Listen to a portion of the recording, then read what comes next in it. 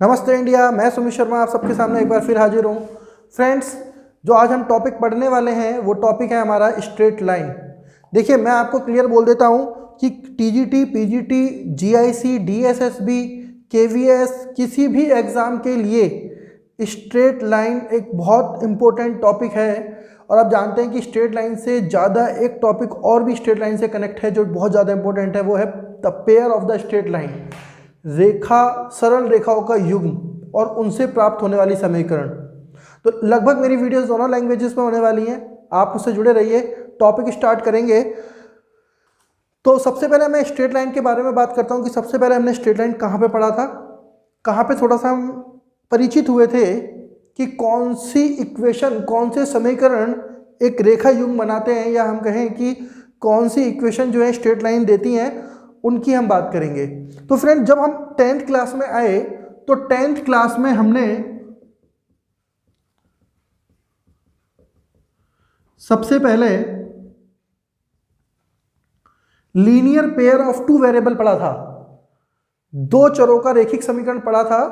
तो मैं वहीं से बात करूंगा कि जनरल इक्वेशन जो होती है, एक जनरल फॉर्म जो बोलते हैं स्ट्रेट लाइन की, वो होती है हमारी ax plus B Y plus C is equal to 0। ax plus B Y plus C is equal to 0। और इस स्ट्रेट लाइन के बारे में कहें तो ये दो एक्सिस के बीच में पास हो रही है, ठीक, दो वेरिएबल से जा रही है। एक स्ट्रेट लाइन ओरिजिन से भी पास होगी। तो यहाँ पर इस वीडियो के अंदर हम पूरा स्ट्रेट लाइन कवर करने वाले हैं, तो आप प्लीज़ जुड़े रहें मेरे से। चले आगे। तो सबसे पहले हम बात करेंगे कि स्ट्रेट लाइन पैरेलल हो सकती है। देखिए, स्ट्रेट लाइन बहुत अलग अलग तरीके से होती है। तो स्ट्रेट लाइन को यदि डिफाइन किया जाए तो सिंपल है कि यदि दो बिंदुओं को हम मिला दें, मतलब कॉम्बिनेशन ऑफ टू पॉइंट्स, हमें क्या मिल जाती है, एक स्ट्रेट लाइन मिल जाती है। अब जानते हैं कि यदि हमारे पास 2 पॉइंट्स हैं x1 y1 और x2 y2 हैं, आपने ये तो पढ़ ही लिया है कि डिस्टेंस बिटवीन 2 पॉइंट्स क्या होता है, ऑलरेडी आप 10th क्लास में पढ़ते हैं कोऑर्डिनेट ज्योमेट्री में। तो मेरे भाइयों को ये सबको पता है कि स्ट्रेट लाइन कैसे प्राप्त हुई, कि दो पॉइंटों को मिलाने से जो एक रेखाखंड हमें प्राप्त हुआ, उनके बीच में जो डिस्टेंस थी उसको यदि हम डॉटेड डॉटेड दिखाएं या एक स्ट्रेट लाइन से रिप्रेजेंट करें तो वो क्लियर ये है। बहुत सारी चीज़ें आती हैं, आपने पढ़ा होगा रे लाइंस में जो डिफरेंस होता है, जो 9th क्लास में हम पढ़ते हैं।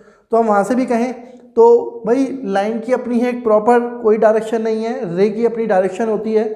लाइन आप ए बी और बी ए दोनों बोल सकते हैं, लेकिन रे के लिए आपको पर्टिकुलर डायरेक्शन गिवन होती है, ए से बी, बी से ए। लेकिन स्ट्रेट लाइन में ऐसा नहीं है।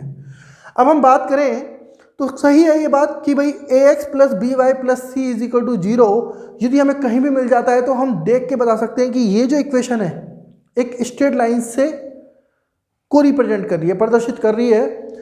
तो हम चलें आगे अपने पॉइंट पर। तो अब क्वेश्चन ये आता है हमारा कि स्ट्रेट लाइन किन एलिमेंट्स पर डिपेंड करती है, कौन से छोटे छोटे एलिमेंट्स हैं जिन पर स्ट्रेट लाइन डिपेंड करने वाली है। तो सबसे मेन जो कंसेप्ट आता है वो आता है स्लोप ऑफ लाइन। देखिए, कोई भी लाइन है, ठीक, वो एक सरफेस के ऊपर एक इंक्लाइन पोजीशन बनाते हुए जा रही है, एक झुकाव बनाते हुए जा रही है, और उस झुकाव को हम बोलते हैं slope.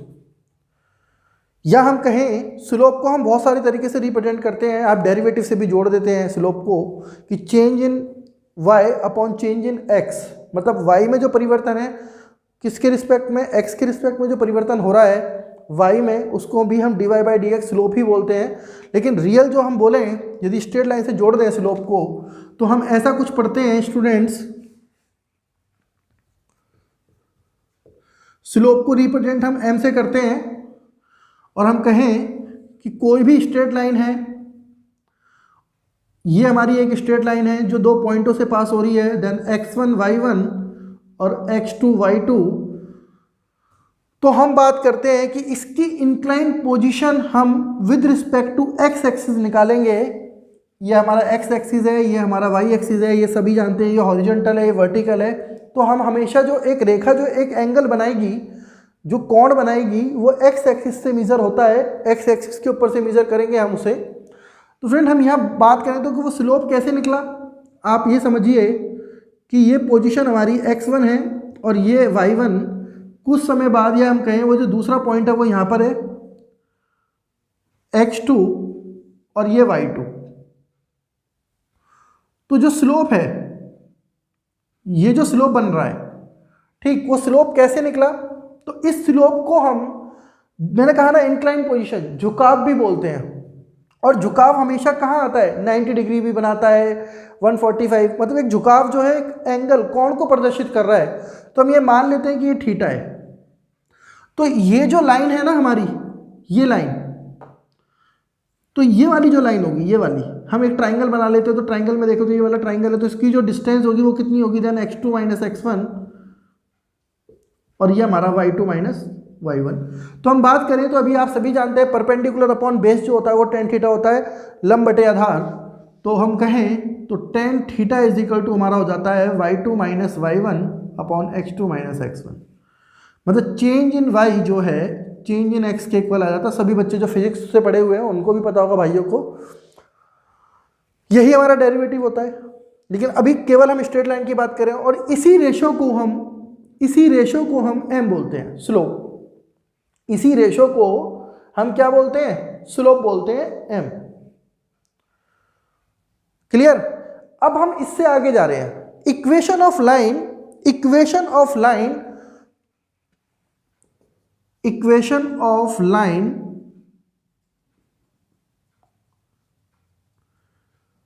passing through one point x1 y1 and slope is given। देखिए, इक्वेशन ऑफ लाइन जो हमने निकालनी है वो कहां से निकालनी है? कि एक पॉइंट हमारे पास है x1 y1 जो हमें गिवन है, और हमें स्लोप दे दिया सीधे सीधे। तब हम क्या कहते हैं? y minus y1 is equal to m x minus x1। ये फॉर्मूला हमारा बन जाता है। ये भी देखिए स्लोप के माध्यम से ही आया है। इसी से बात करें तो हमने यहाँ रखा m इज इक्वल टू, हमें एक पॉइंट हमें दिया हुआ है तो हम बोलेंगे y minus y1 upon x minus x1। देखिए सभी भाई टीचर्स ही हैं जो प्रिपरेशन कर रहे हैं, तो मुझे पता है इतना डीपली जाने की जरूरत नहीं है, लेकिन मैं बेसिक्स से स्टार्ट करा के चल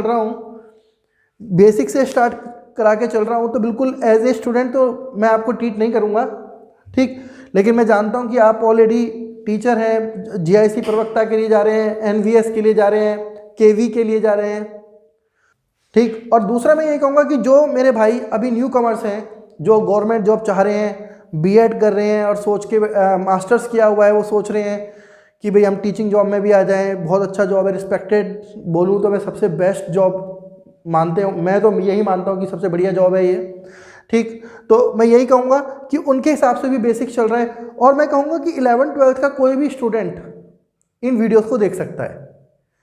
तो चलते हैं हम आगे। m is equal to Y minus Y one upon, ये यहीं से बना हुआ है फ्रेंड्स। सेकंड पर आते हैं हम, इक्वेशन ऑफ लाइन। देखिए रेखा का समीकरण निकाला है हमने यहाँ पर, जब वो एक बिंदु से पास हो रही है और आपको प्रवणता दी हुई है, सॉरी मैं स्लोप को बताना भूल गया, इसे प्रवणता बोलते हैं।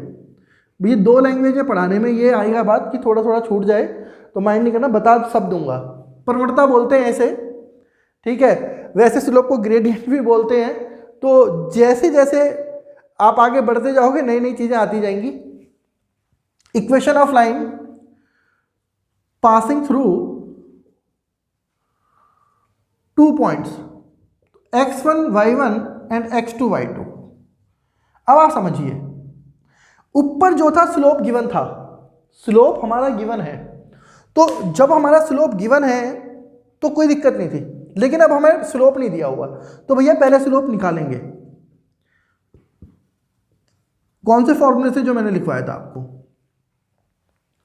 अब हमको इसी फॉर्मूले में इस वैल्यू को पुट कर देते हैं। यहाँ पे हमें स्लोप नहीं पता था, बट स्लोप अब पता है। वो किसके माध्यम से निकलेगा? y2 minus Y one upon x2 minus x1, ये निकलेगा, ठीक। तो ये हमारी इक्वेशन ऑफ लाइन है, रेखा का समीकरण है, जो वो दो बिंदुओं से पास हो रही है। यहाँ पे आपको प्रवणता नहीं दी हुई है। अब आगे चलते हैं, ये हमारे दो बेसिक पॉइंट हो गए। हाँ, अब इसमें मैं छोटी छोटी बातें करूंगा कि यदि हमसे कोई कह दे कि equation of line passing from origin and slope is given, तो equation of line equation of line passing from origin. भैया ओरिजिन सभी जानते हो आप, मूल बिंदु होते हैं, है ना, और आपको m गिवन है, आप ये मान लो, तो आप वैल्यू पुट कहां करोगे? चलो मैं लिख देता हूं, स्लोप इज गिवन, प्रवणता आपको दी हुई है, स्लोप इज गिवन, ठीक, प्रवणता आपको दी हुई है। तो हम बात करें आगे, तो y माइनस y1 हमारा 0, क्योंकि ये हमारे गिवन पॉइंट है x1 y1,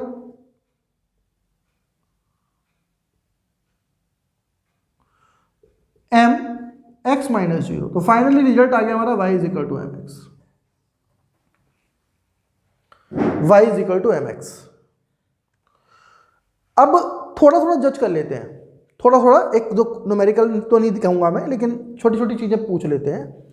y is equal to 2x कहां से पास होगी? ओरिजिन से पास होगी।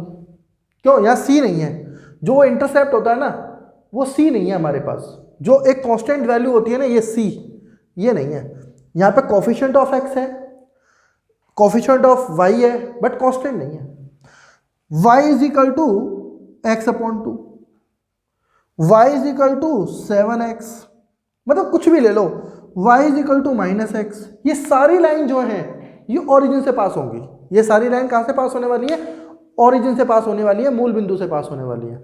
सीधे सीधे किसी क्वेश्चन को पूछ ले, टीजीटी लेवल पे पूछा जा सकता है कि y is equal to 3x कहां से पास होगी, कहां से पास होगी, ठीक, तो कोई बड़ी बात नहीं, क्वेश्चन पूछा जा सकता है। ए भाई ऐसे ही सिली क्वेश्चन, ये सिली क्वेश्चन नहीं है, ये अपने आप में क्वेश्चन है, ठीक, सिली क्वेश्चन नहीं है, ये है कि भाई आपसे ये भी तो आपकी गुणवत्ता को परखा जाएगा कि टीचर को पता है या नहीं पता कि भाई कौन सी लाइन ओरिजिन से पास हो रही है। अभी हम आगे ये भी सीख लेंगे कि कौन सी लाइन किस इंटरसेप्ट से पास हो रही है, किस क्वाड्रेंट से कौन सा अंतःखंड बनाते हुए जा रही है। ये सारी चीजें आगे आने वाली हैं, आप जुड़े रहो बस, ठीक। इसके बाद हम आगे चलते हैं, इसके बाद हम आगे चलेंगे अपने टॉपिक पर, जो मैंने कहा आपको कि भाई अब हम सीखेंगे इंटरसेप्ट फॉर्म। अब ये चीज़ तो क्लियर हो गई कि इनसे हमने इक्वेशन जनरेट कर लेनी है, इक्वेशन निकाल लेनी है। अब आगे चल रहे हैं अपने क्वेश्चंस की तरफ।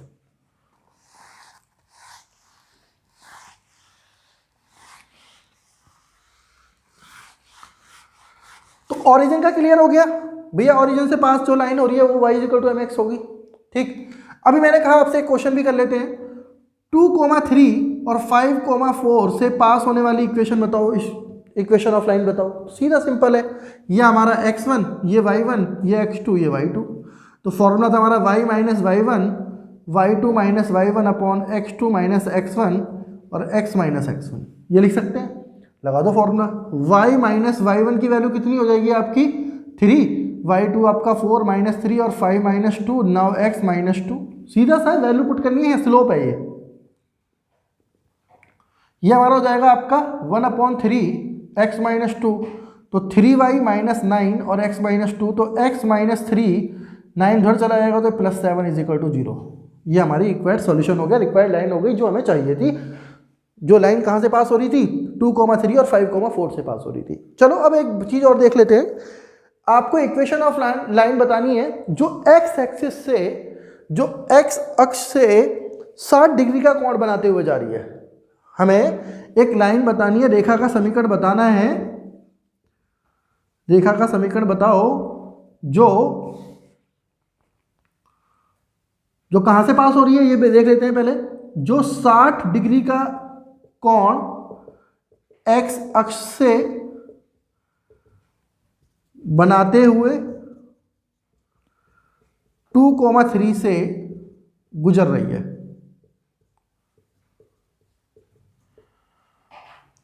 भैया equation of line passing through 2,3 and which make angle 60 degree with an X axis, okay.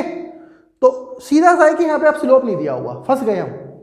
फंसे क्यों हैं? हमने कंसेप्ट पढ़ लिया है कि भैया स्लोप जो है ना हमारा होता है m is equal to tan theta. तो सर जी फंसने की तो बात ही नहीं है, m is equal to tan 60 लगा दो। और हमें पता है कि y माइनस y1, जब स्लोप आपको पता है तो कुछ रटने की जरूरत ही नहीं है। y1 की वैल्यू हमारी आप जानते हैं पहला पॉइंट x1 फिर ये y1, तो y1 की जो वैल्यू है वो कितनी है हमारी 3, ये √3 हो जाएगा। सभी जानते होंगे tan 60 की वैल्यू √3 है। x माइनस 2 रख दो वैल्यू यार, y minus 3 is equal to √3x minus का 2√3। अब तो क्लियर है, √3x माइनस वाई प्लस का 3 माइनस का 2√3 इज इक्वल टू 0। भैया कंफ्यूज नहीं होना, ये सी है पूरा, ये पूरा आपका सी है। चले अब आगे, ये क्लियर है, क्वेश्चंस हो गए। अभी हम चलते हैं, मैंने कहा था आपसे सबसे पहले हम पढ़ेंगे स्लोप इंटरसेप्ट फॉर्म। देखिए अब जो भी रिजल्ट आ रहे हैं आपके, जो भी रिजल्ट आ रहे हैं वो रिजल्ट कैसे आ रहे हैं आप सोचो थोड़ा सा।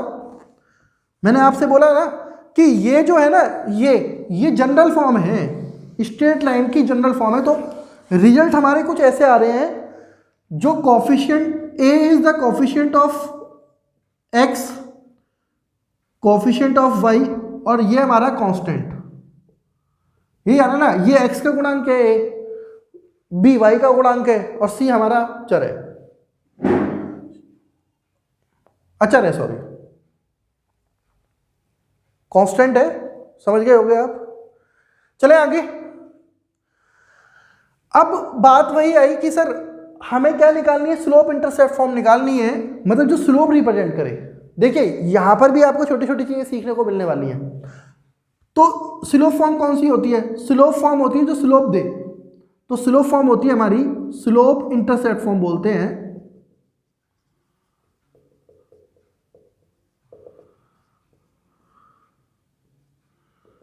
स्लोप इंटरसेप्ट फॉर्म बोलते हैं। स्लोप हो गया आपका प्रवणता, झुकाव, और इंटरसेप्ट हो गया अंतखंड। ठीक है, उस फॉर्म में बात करें तो वो फॉर्म होती है y is equal to mx plus C, ये होती है। तो किसी भी इक्वेशन की आप कोई भी इक्वेशन दिया उसे स्लोप फॉर्म में कैसे लिखोगे, जैसे हमारी वो इक्वेशन दी हुई है ax plus by plus C is equal to 0। मैं आपसे कह देता हूं कि इस इक्वेशन को स्लोप फॉर्म में लिखो, स्लोप इंटरसेप्ट फॉर्म में लिखो, प्रवणता रूप में लिखो, तो कैसे लिखेंगे आप, तो भैया y की वैल्यू निकालो ना इसकी, by is equal to ax plus minus C, तो y is equal to minus का a अपॉन बी और माइनस का c अपॉन बी। ठीक, तो ये जो फॉर्म निकल के आई है इसकी यदि हम कंपेयर करें, ये अब इस इक्वेशन का स्लोप इंटरसेप्ट फॉर्म है, प्रवणता रूप है। तो इस प्रवणता रूप में हमें एक चीज मिल गई कि m कितना हो गया, माइनस का a अपॉन बी हो गया, और जो c है, जो इंटरसेप्ट है, वो माइनस सी अपॉन बी हो गया। तो इसका इतना यूज नहीं आएगा जितना इसके आने वाला है। वो पूछ लेगा, एक इक्वेशन आपको दे देगा 3x plus 4y plus 17 is equal to 0, find the slope. तो अब भैया स्लोप होता है minus a upon B. a is the coefficient of x minus आगे आ गया और y, मतलब x का गुणांक अपॉन y का गुणांक माइनस। अभी क्लियर। तो यहां पर ये पूछ रहा है कि इसका स्लोप निकालो, क्वेश्चन आता है, फैक्ट है।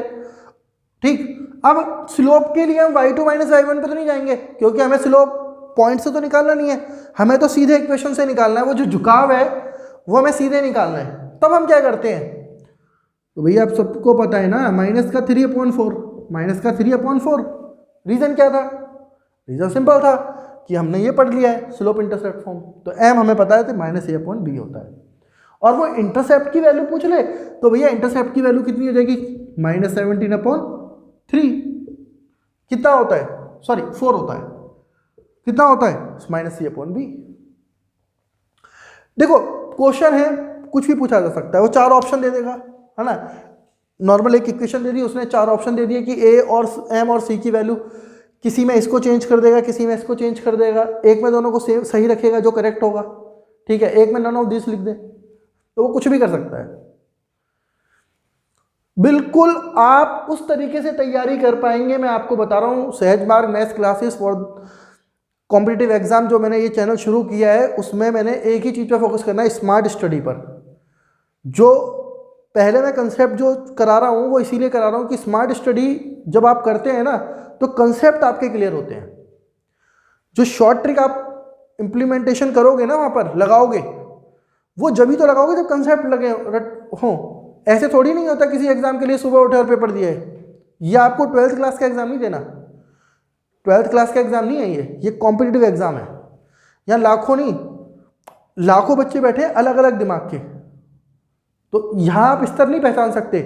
कोई 1 मिनट में क्वेश्चन करने वाला है और कोई सेकंडों में करने वाला है। 1 मिनट तो बहुत बड़ा टाइम हो जाएगा क्वेश्चंस के हिसाब से, सेकंडों में काम चल रहा है। और मैं अपने एक्सपीरियंस के बिहाफ पे हर वीडियो में मैं आपको बता देता हूँ कि मैंने ऑलरेडी अभी 3-4 पेपर पिछले 1-2 सालों में क्लियर करे हैं, रिटर्न क्लियर करे हैं। मैं देखो क्लियर बोलता हूँ और मैं आपको बता रहा हूँ सुपर टेट मेरा क्लियर है, यूपी टेट मेरे क्लियर है, जितनी बार दिया उतनी बार क्लियर है। ठीक, टीजीटी पीजीटी एग्जाम हुआ था, टीजीटी का मेरा बिल्कुल क्लियर है। तो मैं आपको क्लियर बता देता हूँ, मेरा 15 ईयर टीचिंग एक्सपीरियंस आपके लिए बहुत हेल्पफुल होने वाला है और आपको पता भी चल रहा होगा मैं जिस तरह से आराम आराम से पढ़ा रहा हूँ ना, जल्दबाजी नहीं करा रहा। खासकर ये न्यू कमर्स जो भाई हैं मेरे और बहनें, उनको सबको समझ में आ रहा होगा, जल्दबाजी करनी नहीं है अपने को। और 11th-12th के स्टूडेंट भी यदि से राजस्थान बोर्ड हो, यूपी बोर्ड हो, मध्य प्रदेश बोर्ड हो, मैं कहता हूँ हरियाणा बोर्ड हो, आपका सीबीएसई बोर्ड हो, कोई सा भी बोर्ड, हर जगह इंडिया के अंदर ये टॉपिक है, स्ट्रेट लाइन है।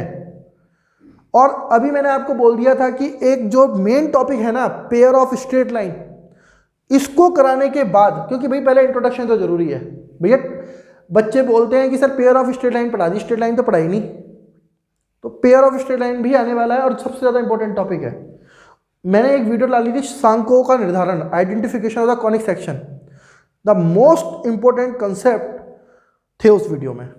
क्वेश्चन कम से कम 3 से 4 क्वेश्चन उसमें से बनते हैं। आप आई बटन का यूज़ कीजिए, प्रीवियस वीडियोस पे जाइए और देखिए, आपको इतना हेल्पफुल कंटेंट मिलने वाला है ना वहाँ पर कि आपको कहीं जाने की जरूरत नहीं पड़ने वाली। चलो बातें बहुत हो गई, आगे चलते हैं। ठीक है, ये इंटरसेप्ट फॉर्म हो गई। अब उसके बाद जो हमारा नेक्स्ट आया वो आया, हमने बोला कि अंतःखंड समीकरण, अंतःखंड रूप बोलेंगे, इंटरसेप्ट फॉर्म बोलते हैं। ठीक है, केवल इंटरसेप्ट फॉर्म, इंटरसेप्ट फॉर्म बोलेंगे, अंतःखंड रूप। अब इंटरसेप्ट बोला तो कोई भी लाइन यदि वो ओरिजिन से पास नहीं हो रही है तो वो किसी ना किसी 2 क्वाड्रेंट को कट करते हुए जाएगी, प्रतिच्छेदित करते हुए जाना है। 99% है ये चीज, वही चीज हम सीखेंगे यहां पर। ठीक है, इंटरसेप्ट फॉर्म होती क्या है पहले इसकी बात कर लेते हैं। मैंने कहा ना कि कोई भी लाइन जो ओरिजिन से पास नहीं हो रही तो वो कहीं ना कहीं 2 अंतःखंड बनाएगी, मतलब एक अंतःखंड बनाएगी 2 एक्सिस से। तो आप जानते हो ये x पॉजिटिव होता है, ये y पॉजिटिव होता है, ये x नेगेटिव होता है और ये y नेगेटिव होता है। मतलब लाइन ऐसे पास हो रही है, लाइन ऐसे भी पास हो सकती है, ऐसे भी पास हो सकती है, ऐसे भी पास हो सकती है ना। अब इस लाइन पर बहुत सारे पॉइंट हो हमें क्या दिक्कत है, हो सकते हैं, लेकिन हमें एक्सिस जो कट किया गया है ना, अंतःखंड काटा गया है, वो अंतःखंड हमें बताना होगा। वो पूछ लेगा सम ऑफ द इंटरसेप्ट, मतलब अंतःखंडों का योग कितना है, अंतःखंडों का गुणन कितना है। तो भैया अंतःखंड होते क्या है, पहले ये तो अपना क्लियर हो गया। ठीक, अब हम आगे चल रहे हैं कि अंतःखंड निकालेंगे कैसे। तो अंतःखंड में आपने देखा होगा, अभी मैं एक छोटी सी चीज और डिस्कस करने वाला हूं यहाँ पर लाइन में। अंतःखंड के टाइम में आपने देखा कि वो एक्सिस पे कट कर रहा है, और यदि आप एक्स एक्सिस पे खड़े हो तो y = 0 है। ठीक है, एक तो तरीका ये हो गया, एक तो तरीका ये है कि एक बार x = 0, एक बार y = 0। नहीं सर, कुछ इजी तरीका बताओ। अब मैं आपको बताता हूँ। इंटरसेप्ट फॉर्म होती है x/a प्लस y/b = 1। ये यहीं से बनी हुई है, ठीक, कहीं और से नहीं ला रहे हो। देखिए ax plus by minus c। अब हमें यहाँ 1 लेके आना है, तो हमने क्या करा, divided by -c on the both side, ऐसे करेंगे ना। ठीक, x/-c/a, y/-c/b और ये 1। इस -c/a को हमने रिप्रेजेंट कर दिया कैपिटल A से, y हमारा हो गया b, ये -c/b, इसके नीचे ये हो गया। इसका मतलब क्या है कि कोई भी लाइन है वो जो पास हो रही है, सपोज करो मैंने यहाँ से पास कर दिया अभी फर्स्ट क्वाड्रेंट से, तो ये जो पॉइंट है ये मेरे होंगे a,0 और 0,b। यहाँ कैपिटल लेना मेरी मजबूरी है, वैसे मैं नॉर्मली आपको बताता हूँ, हम ऐसे ही लिखेंगे x + a/, यही लिखेंगे, हम कंफ्यूज नहीं करेंगे आपको। यहाँ केवल आपको समझाना है, तो इस वजह से हम यही लेंगे 0,b। ठीक, मतलब ये डिस्टेंस हमारी a है और ये डिस्टेंस हमारी b है। भैया ये एक ट्राइंगल बना रही है, तो ट्राइंगल का एरिया क्या हो जाएगा 1/2 बेस इंटू हाइट, तो 1/2 ए बी। ऐसे क्वेश्चन मैं बताता रहता हूँ, मेरी ये अपनी यही मैथ्स की टीचर कोई भी होगा उसकी ये पर्टिकुलर खूबी है कि वो ठीक उसे तो भाई आ रही है ना, कंटेंट तो आएगा, ये ट्राइंगल बन रहा है तो ट्राइंगल पर आ गए आप, तो ये चीजें छोटी छोटी चलती रहेंगी। अब आगे चल रहे हैं, क्वेश्चन लेंगे अब हम एक 3x + 4y - 12 = 0। ठीक, तो 3x + 4y = 12। Now divided by 12 on both side. देखिए दो मेथड है, मैंने दोनों सिखाए हैं आपको। या तो आप एक काम करो, x एक्सिस पे खड़े हो तो x की वैल्यू 0 तो y की 3, यही आएगा ना, या y 0 तो x की 4, तो आंसर आ गया 0,3 और 4,0। करेक्ट है, कोई दिक्कत नहीं है, तुरंत आंसर आपने दिया। ठीक, और यदि आप कहीं वैसे क्वेश्चन कर रहे हैं, बच्चे 11th क्लास की कर रहे हैं, तो उनको मैं बता देता हूँ, divided by 12 on the both side, then now x/4 + y/3 = 1। ये आ गया सर, मतलब डायग्राम बना तो ये 4,0 हो गया और ये 0,3 हो गया। वो पूछता है अंतःखंडों का योग पूछना है, अंतःखंडों का योग, सम ऑफ द इंटरसेप्ट, तो कितना आएगा 7 आ गया, 4 और 3। ठीक, यदि होता है प्रोडक्ट ऑफ द इंटरसेप्ट गुणन, तब आप क्या कहोगे 4 × 3 12। क्लियर, कंसेप्ट सीख लो आप, छोटी छोटी चीजें ये क्लियर हो जाती हैं। वो ये जो मैंने क्वेश्चन बोला था ना आपको कि ट्राइंगल वाला क्वेश्चन भी आ जाता है, ठीक है, तो वो डेफिनेट वो इस तरह से पूछता है कि जो लाइन जो है ना इंटरसेप्ट से जो ट्राइंगल बना रही है, एक त्रिभुज बना रही है, उसका एरिया बताओ, तो भैया यहाँ आंसर 6 आएगा, 6 स्क्वायर यूनिट। ठीक, तो वही चीज है कि छोटी छोटी चीजें छोड़ेंगे नहीं। अब हम आगे चल रहे हैं, ये हमारा क्लियर हो गया। यहां पर अभी किसी को कोई डाउट हो ना, वो आराम से पूछ ले, कोई भी छोटा सा भी डाउट हो कमेंट सेक्शन का यूज करे, और कोई भी क्वेरी है, कोई भी डाउट है वो लिखे। और एक काम के लिए तो मैं बोलूंगा नहीं आपको, उसमें देखो आपका पैसा तो नहीं लगना, लेकिन आप थोड़ा टाइम दो, पहले पूरी वीडियोस देखो। और एक चीज मैं कह रहा हूं कि यदि स्किप कर करके वीडियो देखते हो मत देखा करो, कंसेप्ट अधूरे रह जाएंगे, कंसेप्ट आपके अधूरे रह जाएंगे। एक बार देखो, मैं ये कहता हूं एक बार देखो वीडियोस को, लेकिन पूरा देखो। पूरा देखने से क्या होगा कि जो छोटी छोटी बारीकियां होती है ना, जो छोटे छोटे कंसेप्ट हम बीच में पढ़ाते हैं, जैसे अभी आप कहीं भी स्किप कर देते हैं, हमने एरिया ऑफ ट्राइंगल के बारे में डिस्कस कर दिया और यही क्वेश्चन आ जाए, अब हम तो वीडियो में बोल देंगे कि हमने कराया था, बच्चा कहता है अरे नहीं कराया, लेकिन भैया गलती क्या है कि वीडियो स्किप कर ली थी ना, वो सर वो जो पढ़ा रहे थे ना, बीच में बोलने लगे, बात करें तो उसे स्किप कर दो। तो वहीं पर सर ने क्या करा, सर ने वहीं पर एरिया ऑफ ट्राइंगल बता दिया आपको। ये मत करना, एक बार देखो, आप बार बार मत देखो, एक बार देखो, लेकिन पूरा देखो वीडियो को। ठीक, उसके बाद आती है नॉर्मल फॉर्म। नॉर्मल फॉर्म पर एज ए कॉम्पिटिटिव एग्जाम की जो मैं प्रिपरेशन कर रहा हूं, उसमें ज़्यादा टाइम नहीं लेंगे। नॉर्मल फॉर्म को एक सिंपल तरीके से डिस्क्राइब कर देते हैं यहां पर हम।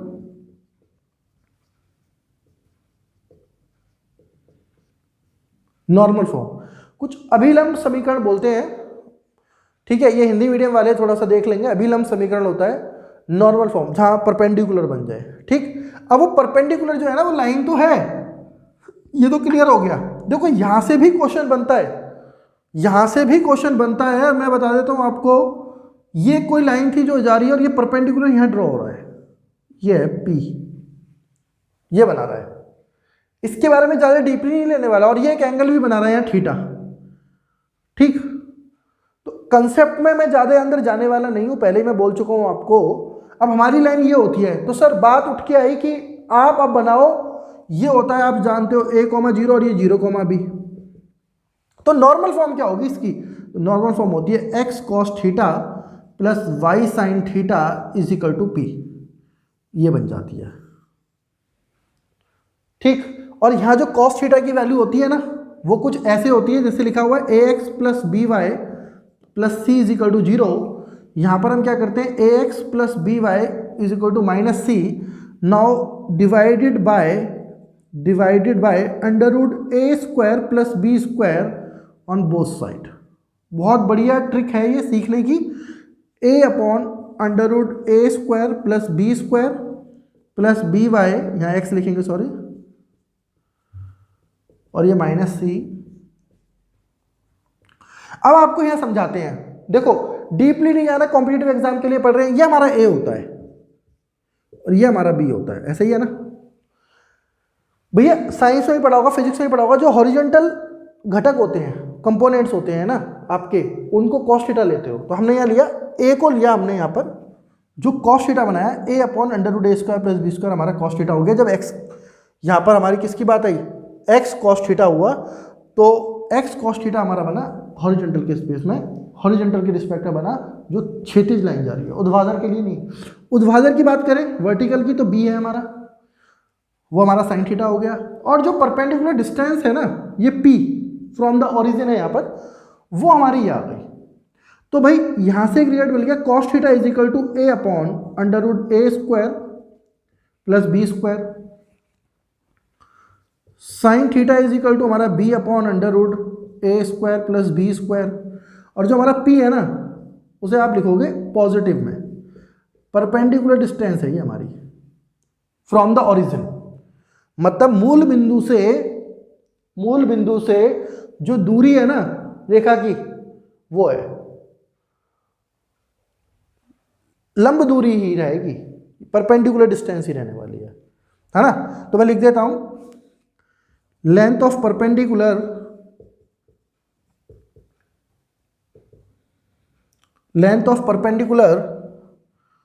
फ्रॉम ओरिजिन, ये होती है।